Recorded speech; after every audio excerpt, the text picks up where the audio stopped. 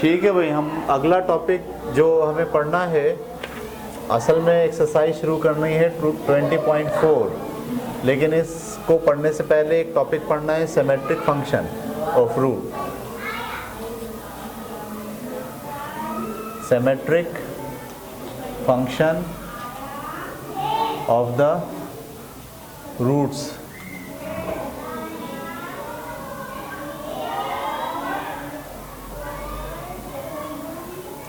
of a quadratic equation।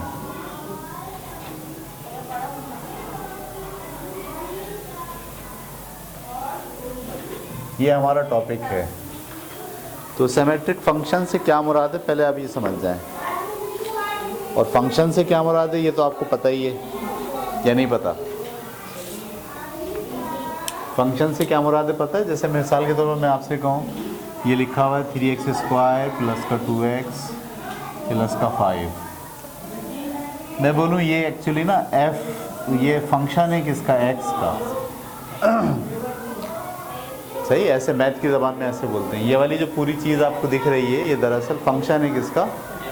क्या मतलब? x की वैल्यू 1 करो तो कुछ और वैल्यू आ जाएगी, x की वैल्यू 2 करो तो कुछ और वैल्यू आ जाएगी, x की वैल्यू -2 करो तो कुछ और वैल्यू आ जाएगी। इसका मतलब है इसकी जो वैल्यू का इन्हिसार है वो डिपेंड किस पे करता है? x पे। तो ये वाली चीज़ x पे डिपेंड करती है, ये इंग्लिश में बोलते हैं, और मैथ की ज़बान में क्या बोलते हैं? ये x का फंक्शन है, मैथ की ज़बान में ऐसे बोलते हैं। ये बात क्लियर हो गई आपको कि फंक्शन से क्या मुराद है? अच्छा जी, अगर हम ये कहते हैं symmetric function of the roots, यानी कोई इक्वेशन है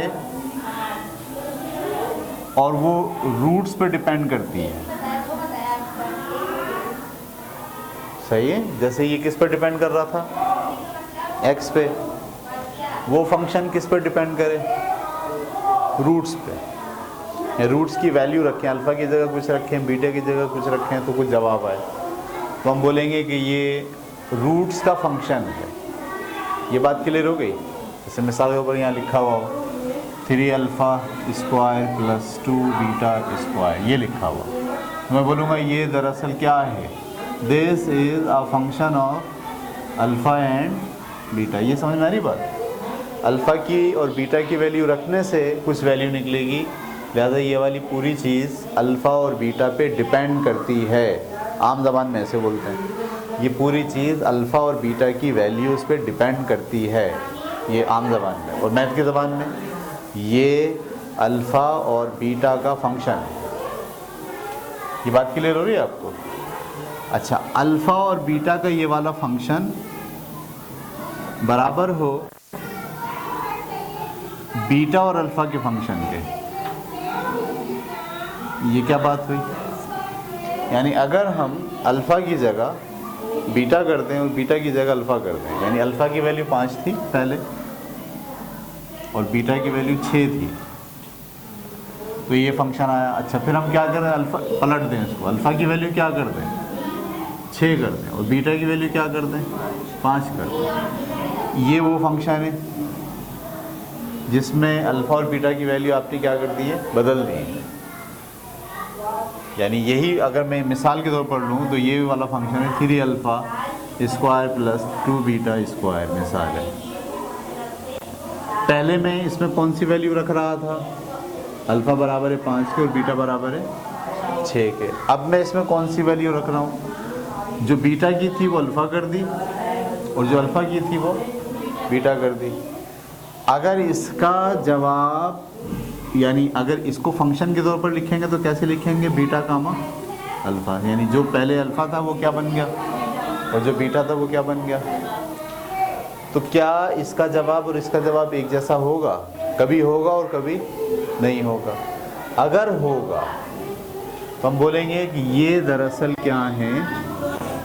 ये सिमेट्रिक फंक्शन है of the roots of a quadratic equation. Quadratic equation के जो रूट्स हैं उनको अगर इंटरचेंज कर दिया जाए तो दोनों जो फंक्शन हैं उनकी वैल्यू बराबर आने से हम कहेंगे कि ये दोनों फंक्शन सिमेट्रिक फंक्शन है क्वाड्रेटिक इक्वेशन की रूट्स पे। थोड़ा सा मुश्किल लग रहा है ये, मुझे समझने की कोशिश करें। मैंने आपको मिसाल दी है, मैंने आपसे कहा ये एक फंक्शन है किसका, अल्फ़ा बीटा का, और ये भी एक फंक्शन है किसका, अल्फ़ा बीटा का। लेकिन क्या हुआ ये फंक्शन में, अल्फ़ा और बीटा की वैल्यू क्या हो गई, इंटरचेंज हो गई। जो अल्फ़ा था वो क्या बन गया, बीटा, और जो बीटा था वो क्या बन गया, अल्फ़ा। अगर ये वैल्यू जिस फंक्शन में रखी जाए और उसको इंटरचेंज करके वही वैल्यू उस फंक्शन में रखी जाए, दोनों के जवाब अगर सेम आ जाए, सही है, तो वो दोनों फंक्शन दरअसल एक दूसरे के लिए सिमेट्रिक फंक्शन होंगे। समझ में आ रही बात आपको, यानी उसकी वैल्यू जो आपने अल्फ़ा और बीटा की वैल्यू रख कर निकाली है, और वो जो दूसरी वैल्यू है जिसमें अल्फ़ा और बीटा को इंटरचेंज किया है, इसके नतीजे में जो जवाब आ रहा है, अगर दोनों क्या हों, इक्वल हों, तो हम बोलेंगे ये वाला फंक्शन और ये वाला फंक्शन दरअसल क्या है, ये सिमेट्रिक फंक्शन है रूट्स के।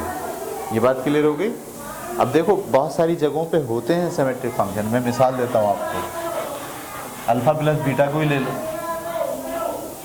सिंपल क्या ले लो, अल्फ़ा प्लस बीटा को ले लो, ठीक है। अगर मैं कहूँ अल्फ़ा बराबर है 5 के और बीटा बराबर है किसके, 6 के, अल्फ़ा 5 और बीटा 6, जवाब क्या आ रहा है, 11। मैं ये कह रहा हूँ ये कौन सा फंक्शन है, अल्फ़ा कामा बीटा का फंक्शन है, जिसका जवाब क्या आ रहा है, ऐसे मैं लिखूँ अल्फ़ा कामा बीटा का फंक्शन, जवाब क्या निकला इसका, 11। आवाज़ नहीं आ रही, क्यों नहीं आ रही है?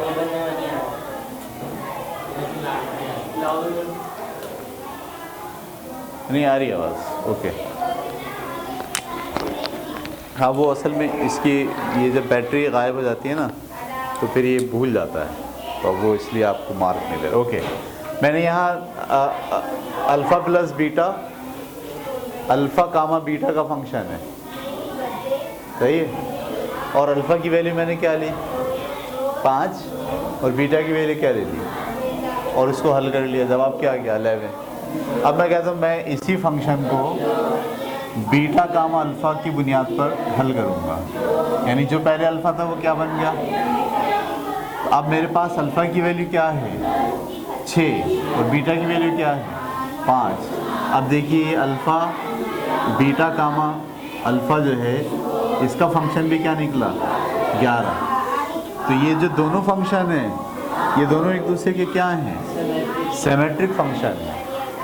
तो अल्फ़ा प्लस बीटा तो है ही दरअसल क्या, एक सिमेट्रिक, और अल्फ़ा इंटू बीटा भी दरअसल क्या है, सिमेट्रिक। कैसे, आप 5 6 करें या 6 पंजे करें, अगर दोनों की वैल्यू चेंज भी कर देंगे तो क्या मल्टीपल पे फ़र्क पड़ेगा, नहीं पड़ेगा। इसका मतलब ये है कि इस पूरी बात में अल्फ़ा प्लस बीटा और अल्फ़ा इंटू बीटा, ये दो जो फंक्शन हैं, ये ऑलरेडी क्या है, सिमेट्रिक फंक्शन। इनमें अल्फ़ा और बीटा की वैल्यू को इंटरचेंज करने से फंक्शन की वैल्यू पर कोई फ़र्क नहीं पड़ता है। ये बात क्लियर हो गई, बस यही पढ़ पाया आज।